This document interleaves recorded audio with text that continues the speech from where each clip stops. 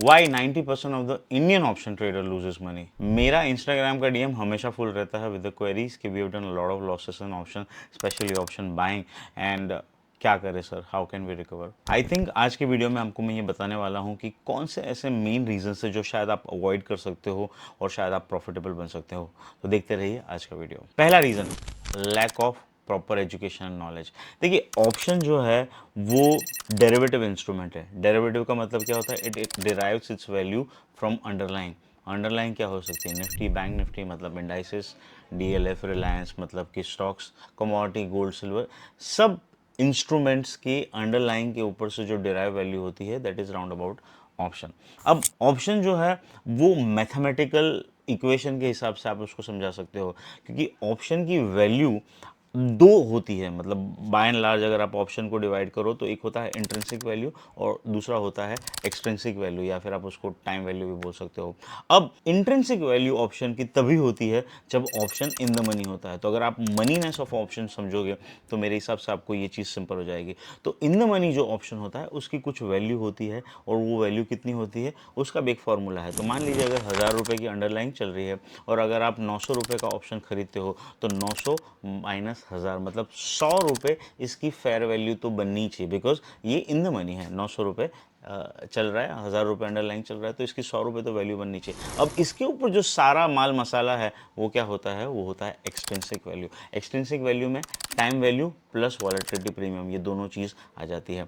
तो अगर आप ऑप्शन को गौर से समझोगे तो आपको समझ में आएगा intrinsic value plus extrinsic value. Intrinsic value in the money की होती है, out of the money options की इंट्रिंसिक वैल्यू जीरो होती है, और एट द मनी ऑप्शन की इंट्रिंसिक वैल्यू भी जीरो होती है। तो एट द मनी और out of the money options basically has the maximum, आप ऐसा बोल सकते हो, टाइम वैल्यू या फिर एक्सट्रिंसिक वैल्यू।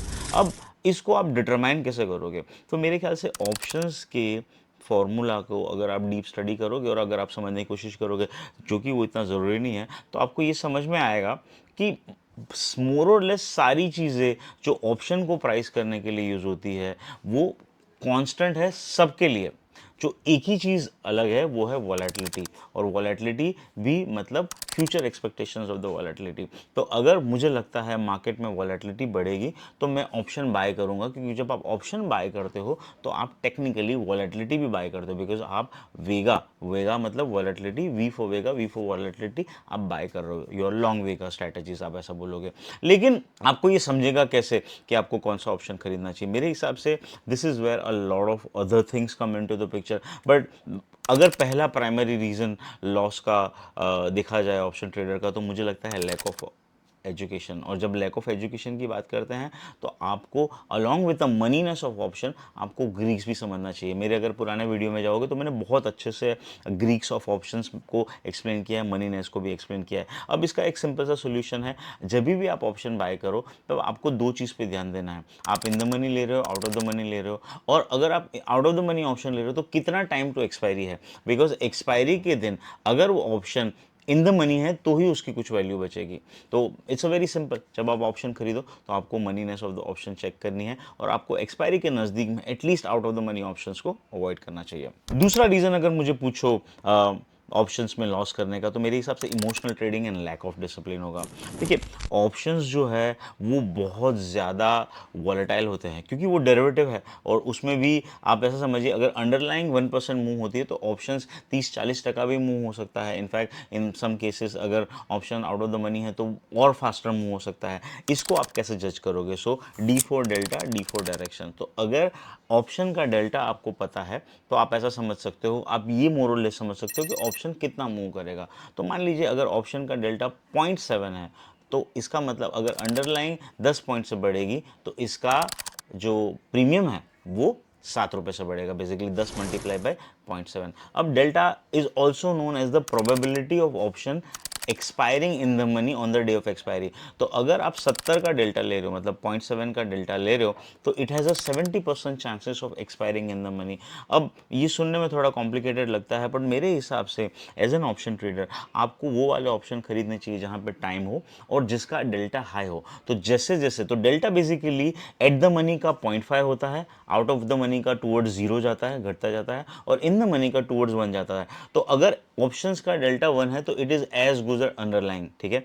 और अगर एट द मनी का डेल्टा आप देखोगे तो 0.5 रहता है, तो अगर 100 रुपये बढ़ेगा तो उसका भाव 50 रुपये बढ़ेगा, और आउट ऑफ द मनी का डेल्टा कम होता है।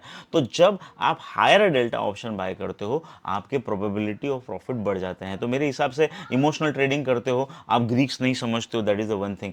तो मेरे हिसाब से आपको डेल्टा समझना जरूरी है। अगर आप सिंपल ऑप्शन बाइंग करते हो तो और भी ज़्यादा इंपॉर्टेंट होता है। दूसरी चीज़, आप ऑप्शन कब बाय कर रहे हो। ऑप्शंस जो होता है उसके अंदर में एक सिंगल इंपॉर्टेंट फैक्टर अगर मैं देखूं तो अलॉन्ग विद द टाइम वो होता है वॉलेटिलिटी।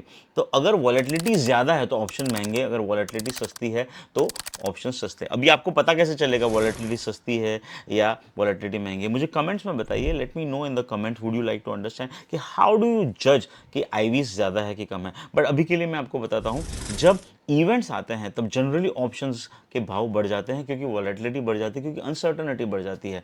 तो अब इस सूरत में क्या होता है, जब आप ऑप्शन बाय करते हो तो you end up paying higher premium, जिसमें वॉलेटिलिटी और टाइम वैल्यू बहुत ज़्यादा होता है, तो आपके लॉसेस के चांसेस बढ़ जाते हैं। तो अगर आप डेल्टा समझोगे तो आप डायरेक्शन समझोगे, आप अपनी प्रोबेबिलिटी समझोगे। अगर आप वेगा समझोगे तो आपको ये समझ में आएगा कि एक पर पॉइंट वॉलेटिलिटी मूव के साथ आपका ऑप्शंस के वॉलेटिलिटी भाव में कितना चेंज आएगा। अब बात करते हैं लास्ट ग्रीक, जो मेरे हिसाब से सबसे इंपॉर्टेंट है अगर आप ऑप्शन राइटर हो और अगर आप टुवर्ड्स एक्सपायरी ऑप्शन बाय करते हो, वो है थीटा, टाइम वैल्यू। तो थीटा मतलब अगर किसी ऑप्शन का 10 रुपये का थीटा है, मतलब अगर सब कुछ सेम रहा और कुछ नहीं हुआ तो उसका भाव 10 रुपये कम हो जाएगा। It's a simple thing. तो आपको क्या करना है, आपको हायर डेल्टा खरीदना है, आपको टाइम वैल्यू पे फोकस करना है, आपको अराउंड द इवेंट्स ऑप्शंस को अवॉइड करना है। मेरे हिसाब से इस बेसिक ग्रीक्स को आप जानोगे तो आपका एटलीस्ट जो ट्रेडिंग इमोशन है वो कम हो जाएगा। Now another thing which I have seen around the option is that आप अपने डिसिप्लिन को ब्रेक करके ऑप्शंस एंड अप बाय ज़्यादा कर लेते हो, क्योंकि आपके पास जितना प्रीमियम है पूरा का पूरा खरीद लेते हो। लेकिन आपको कंसेप्ट ऑफ बेट साइज समझना पड़ेगा, ये भी एक बहुत बड़ा टॉपिक है, मैं आने वाले वीडियो में आपको समझाऊंगा। बट अभी के लिए आप इतना समझिए, अगर आप ऑप्शन के ग्रीक को समझोगे तो ऑटोमेटिकली आपका जो इमोशनल टर्मोइल है वो रिलेटिवली कम हो जाएगा। जो थर्ड पॉइंट है जो मुझे लगता है ऑप्शन ट्रेडर के लॉसेस को बहुत ज़्यादा कंट्रीब्यूट करता है, वो इनएडिक्वेट रिस्क मैनेजमेंट। जैसे मैंने थोड़ी देर पहले आपको समझाया कि maximum option trader are losing money because stop loss का कंसेप्ट होता ही नहीं है। वो लोग इमोशनल हो जाते हैं अपनी पोजीशन के साथ, और वो लोग पहले तो ज़्यादा क्वांटिटी खरीद लेते हैं, मगर अगर मेरे पास 1 लाख है तो मैं पूरा का पूरा 1 लाख का खरीद देता हूँ। दूसरा, अगर मैंने खरीद लिया तो मैं तब तक वेट करता हूँ जब तक वो मेरा भाव नहीं आता है। लेकिन आपको ये समझना है, ऑप्शन अगर कुछ नहीं करते तो भी उसकी वैल्यू गिरने वाली है, और जब ऑप्शन की वैल्यू गिरती है तो आप वेट करते हो उतना आपके लिए हानिकारक होता है, मतलब it is going against you. So the first thing you should do is you should buy a quantity which you can afford to lose it. तो ऑप्शन के stop loss at least 50% buying side रखने चाहिए, ऐसा thumb rule माना जाता है। तो उसको इसमें अगर आपने सपोज 10,000 का ऑप्शन माना तो आपका 5,000 का गिवन रिस्क हो जाता है। तो are you ready to take that risk? अब इस 5,000 को अब 10 ट्रेड में डिवाइड करते हो तो 5 मल्टीप्लाई बाय 10 मतलब 50,000 का लॉस हो जाता है। तो अगर आपका ट्रेडिंग कैपिटल मान लीजिए 10 लाख के आसपास है, और अगर आप straight in a row 10 trade loss करोगे और पर ट्रेड लॉस आपका 5,000 है, तो आपका 50,000 का लॉस होगा। Now that as a percentage of the capital is 5%। मेरे हिसाब से सारे ऑप्शन ट्रेडर को ये मान के चलना चाहिए कि कंजिक्यूटिवली मेरे 10 ट्रेड तो गलत जाने वाले हैं। अब मैं अपने कैपिटल का 10 ट्रेड रो में गलत गए तो भी 10% लॉस नहीं करना चाहता हूं। तो इसका अगर आप रिवर्स मैथमेटिक्स करोगे तो आपको अपनी पोजीशन साइज मिल जाएगी। मेरे हिसाब से ये सिंगल मोस्ट इंपॉर्टेंट फैक्टर होगा। ऑप्शन ग्रीक्स नहीं समझोगे तो एक बार चलेगा, अगर आप इमोशनल नहीं हो तो चलेगा, लेकिन अगर आप अपनी क्वांटिटी को स्पेशली ऑप्शन बाइंग के वक्त कंट्रोल करोगे तो मेरे हिसाब से बहुत ईजी हो जाता है। सी, ऑप्शन सेलर के लिए ये चीज़ इनहेरेंटली आती है। उसका रीज़न क्या है? बिकॉज वहाँ पे सेलिंग का मार्जिन लगता है और आप सर्टन मार्जिन में बहुत ज़्यादा पोजीशन नहीं ले सकते, जो एग्जैक्टली ऑपोजिट है। तो option sellers are more disciplined and more money management oriented only because of the inherent nature of the way option selling is done. So अगर ऑप्शन बाइंग की बात करें तो मेरे हिसाब से risk management is something what you should do. At you should not lose more than 10% of your trading capital in a series of 10 losing trade. That would be your number. मेरे हिसाब से अगर फोर्थ पॉइंट की बात करें तो आता है लैक ऑफ स्ट्रैटेजीज। देखिए ऑप्शंस जो है वो बने थे इनहेरेंटली हेजिंग के लिए, मतलब मैं एक एक्सपोर्टर हूँ या मैं इंपोर्टर हूँ और मुझे अपना करेंसी रिस्क या मुझे अपना एक्सपोजर को हेज करना है, तो उसके लिए ऑप्शन बने थे। बहुत सारी हेजिंग टेक्निक्स होती है, अगर आपने सुना हो आयरन कॉन्डोर, आयरन बटरफ्लाई, आप अपना जो बाइंग प्राइस सेलिंग प्राइस उसको भी लॉक कर सकते हो अगर सर्टन स्ट्रक्चर ऑप्शन में बनाओ। तो मुझे लगता है सारे ऑप्शन ट्रेडर इसको एज अ गैम्बल समझते हैं, बायर हो या सेलर हो। सेलर के पास ये एडवांटेज होता है क्योंकि उसकी क्वांटिटी कम होती है, बिकॉज मार्जिन ज़्यादा होता है, बट बायर सोचता है कि एक ही ट्रेड में मैं 2 टाइम 3 टाइम कर लूंगा और इसे 4 ट्रेड करूंगा तो मेरा कैपिटल 4-5x हो जाएगा। Now the problem over here is that ऐसा रियल लाइफ में नहीं होता है। अगर होता है तो या तो आप बहुत स्किल ट्रेडर हो या तो आप डेफिनेटली लकी हो गए। और मेरे हिसाब से स्किल ट्रेडर अपने आप को इस मार्केट में बोलना थोड़ा सा ऐसा मानेंगे कि आप जनरस हो। सो आपके पास स्ट्रैटेजी होनी चाहिए। स्ट्रैटेजी क्या होनी चाहिए? देखिए ऑप्शन अपनी वैल्यू अंडरलाइन से डिराइव करते हैं, तो आपका ट्रेडिंग स्ट्रैटेजी ऑप्शन प्राइस पे ना होके अंडरलाइन पे होना चाहिए। मैं बहुत ज़्यादा डिटेल में लाइव ट्रेडिंग में ये चीज़ सिखाता था कुछ सालों पहले।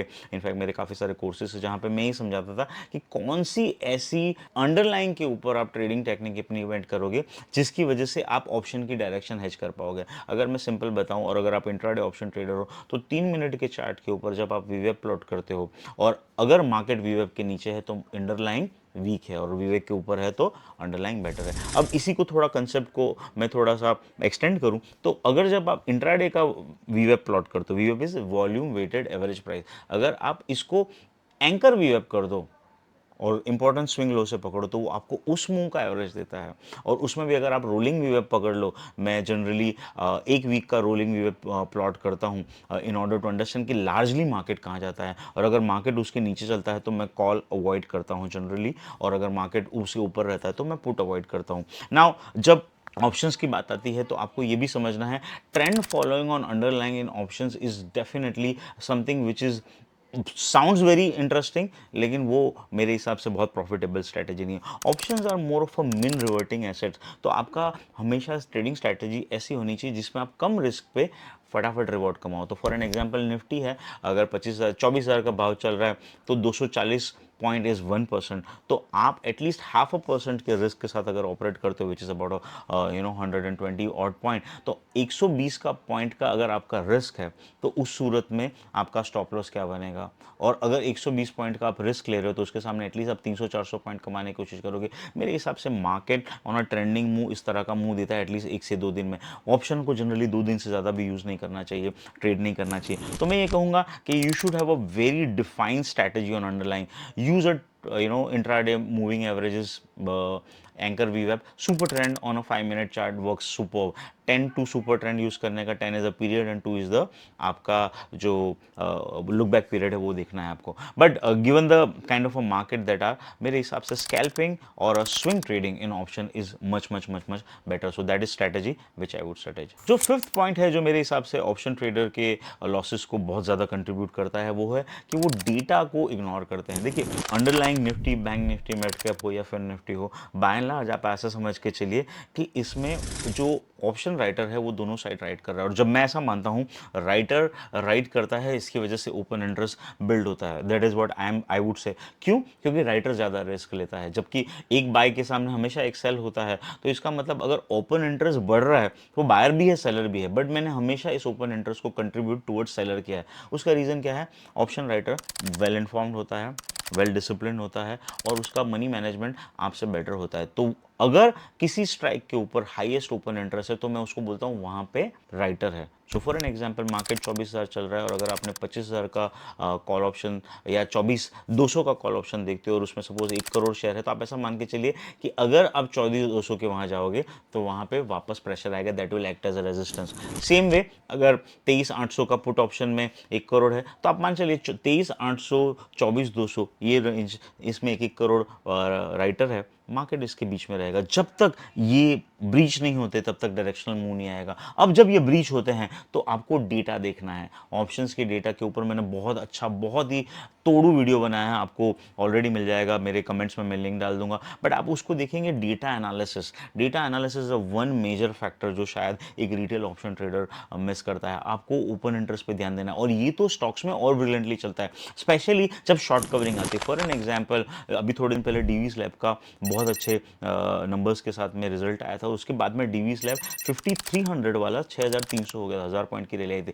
लेकिन along with the move open तो फ्लैट था या थोड़ा ही ऊपर था, उसके बाद 5500 के कॉल में जो राइटिंग थी, वो जो राइटर भागे थे उसकी वजह से मूव आया था। तो अगर आपने वो ऑप्शन का डेटा देखा होता तो मेरे हिसाब से आपको ये दिक्कत नहीं आती। आप समझ सकते कि बहुत सी डायरेक्शनल मूव है, आप छोटा स्टॉप लॉस रख के ट्रेड कर सकते। तो data is something you should not avoid when you are doing an option strategies.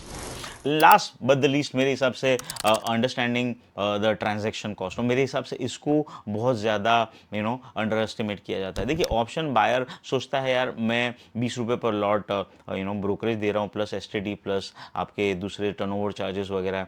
अगर आप बहुत ज़्यादा ट्रेड करोगे तो मेरे हिसाब से you will and up losing a lot more. So option seller जो होते हैं, स्पेशली जो लो टाइम फ्रेम पे ट्रेड करते हैं, एचएफटी बोल रहा हूँ, उनके लिए ट्रांजैक्शन कॉस्ट सबसे इंपॉर्टेंट है। तो अगर आप बहुत नैरो रेंज में प्ले करोगे, आप उनको कभी बीट नहीं कर पाओगे। So as an option trader, जब आपका ट्रांजैक्शनल कॉस्ट ज़्यादा है, आपको फोकस करना है बड़े मुंह पे। बड़े मुंह मतलब 150, 200, 300 पॉइंट, जब मैं निफ्टी की बात कर रहा हूँ, बैंक निफ्टी 300, 500 पॉइंट के आसपास। अब ट्रांजैक्शनल कॉस्ट का मतलब ये भी होता है कि अगर आप बहुत क्विक ट्रेड करोगे, छोटा स्टॉप लॉस, छोटा टारगेट, तो आपका प्रॉफिट से ज़्यादा आपका कॉस्ट रहेगा। और मेरे हिसाब से ट्रांजैक्शनल कॉस्ट को अगर आप ओवरऑल 1 साल के बाद देखोगे तो आपको समझ में आएगा कि आपके प्रॉफिट से ज़्यादा तो आपने ट्रांजैक्शन कॉस्ट दे दिया था। सो ये एक रीज़न है जिसको रिटेल ट्रेडर बहुत हैवीली अंडरमाइन करता है। मैं काफ़ी सारे रिटेल ट्रेडर से बात करता हूँ, मैं उनकी जब लेजर देखता हूँ तो मुझे एक ही चीज़ समझ में आती है कि बॉस, उनका ट्रांजैक्शनल कॉस्ट ऑफ ब्रोकरेज उनके पीएनएल के बराबर था या ज़्यादा था। That means they were more trading. So over trading का अगर आपको रोकना है तो आपको ट्रांजैक्शनल कॉस्ट पे ध्यान देना है। ओवर ट्रेडिंग नहीं करनी है। ओवर ट्रेडिंग नहीं करोगे तो ट्रांजैक्शनल कॉस्ट आपका कम हो जाएगा। और अगर ओवर ट्रेडिंग नहीं करनी है, आपको स्विंग करना है, आपको स्कैल्प नहीं करना है।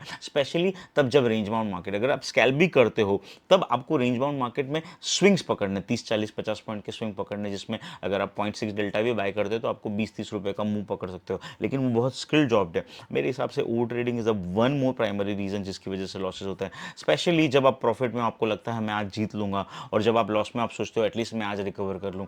तो अगर आप ट्रांजैक्शन कॉस्ट में माइंड में रखोगे तो शायद आप ओवर ट्रेडिंग नहीं करोगे। तो ये मेन 6 रीज़न थे जिनकी वजह से शायद ऑप्शन ट्रेडर, स्पेशली जो बिगनर होता है, वो ऑप्शंस में लॉस करता है। And I think 90% of the people are following in that category. तो कहीं ना कहीं you are able to relate it. Let me know in the comments what you think of, and thank you so much for watching the video.